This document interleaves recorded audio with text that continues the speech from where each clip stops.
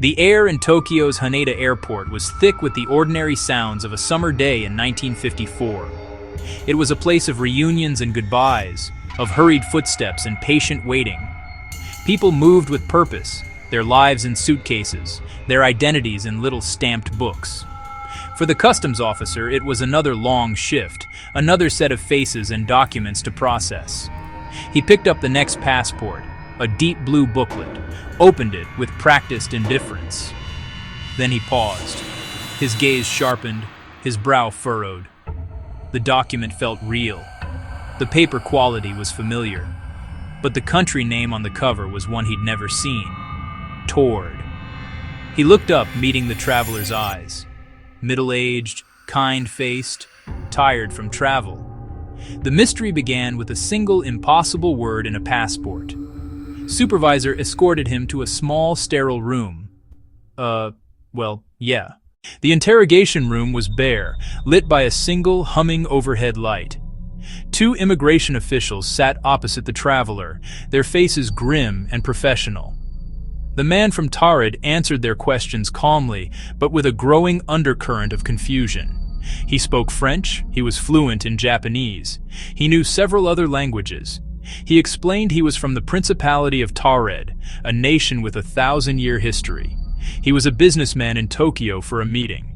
He produced documents from a well-worn leather briefcase, a driver's license, bank statements, a checkbook with foreign currency, business letters, paper, ink, watermarks. They all passed inspection. The problem was the context. The company and Japanese subsidiary did not exist in any records. The man's composure began to crack. His voice wavered with a note of desperation. He could not understand why they did not know of his country, as real to him as France, Spain. They suspected a spy, a meticulous cover story, yet his genuine fear did not fit that profile. To bridge the impossible gap, the officials brought a large world map into the room. They hoped a visual aid might clear up a profound misunderstanding. His finger traced across Europe, settling on the border between France and Spain. He pointed confidently to a small, mountainous region. "It is here," he said, his finger resting squarely on Andorra. "It is here." Sir, that country is called Andorra. Perhaps you know it by another name. The man's face fell. "No," he insisted. "Andorra does not exist. It has been Taured for 1,000 years. No, Andorra does not exist. It has been Taured for 1,000 years. He stared at the map as if it were a monstrous forgery. Their world was an impossible fiction. He traced borders, its valleys and mountains nestled in the Pyrenees. He was not describing Andorra. He outlined a place that shared its geography but not its name or history. They had reached an impasse that logic could not cross. Actor, madman, or something else entirely? The map lay as a silent testament to two conflicting truths. As the interrogation stretched on, the officials delved deeper into the mundane facts of his life. They asked about his family, his home, his daily routines. He answered with a sad clarity, a life both ordinary and impossible.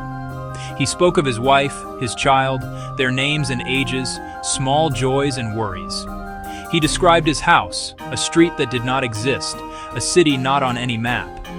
He spoke of his company, 5 years there, structure, products, none verifiable. His wallet contained Taured currency, crisp, unfamiliar banknotes, heavy coins with an alien crest. He recounted travels with weary precision, Rome, Stockholm, Tokyo, all with phantom stamps. Each detail, each memory, a brushstroke on a portrait of a ghost. Officials contacted the hotel and the company. No reservation, no appointment, no records. His job, his family, his nation, dismantled by simple factual absence. He became a man made only of memories no one else shared. Faced with a mystery they could not solve and a man they could not classify, the authorities made a decision. They could not let him go, nor could they arrest him. They placed him under guard in a hotel, a reputable room near the airport, while they searched for answers. A sweeping view of Tokyo, beautiful to some, alien to him. Standard for its time, a bed, a desk, a telephone, a single window that did not open. It was comfortable, but it was a cage. The guards took up their post. He was not to leave for any reason. The only exit was the watched door. The sealed window offered a sheer drop. No balconies, no secret passages.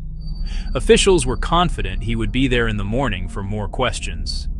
Left alone with his thoughts and fear, he clutched his briefcase, the last link to his world. Did he search for a familiar landmark? Think of his family? Wonder if he had ceased to exist for them as well? Outside, the guards stood watch, guarding a room that would soon contain nothing but a question. The two guards posted outside the hotel room door settled in for a long, uneventful night. Their task was straightforward: watching, waiting. The hallway was quiet. Only the muffled city below broke the stillness. They were professionals, reliable, disciplined. They had checked the room themselves. One way in, one way out, and they were blocking it. Inside, the man was a prisoner of a reality not his own. They spoke in low tones, smoked, listened. Nothing. No calls for help, no forcing of the door, no sign of distress. A deep, unnerving quiet. The man inside was as still as the mystery he embodied. Hours ticked by. The neon glow of Tokyo faded. Early morning took over. Tired but alert, they anticipated officials at dawn. The perimeter was unbroken. The door remained locked. They never suspected the true escape would not be through a door or window, but through the fabric of existence itself. As the sun rose over Tokyo, the immigration officials returned to the Grand Palace Hotel. They had spent the night conferring, devising a new strategy for questioning. The guards reported, no one entered or exited, no sounds from within. The man was secure. Satisfied, the senior official unlocked the door and pushed it open. But the room was empty. The bed was neatly made. The desk was clear. The bathroom vacant. A wave of disbelief. A frantic search began. The window was sealed shut, no sign of force. The guards swore no one passed them.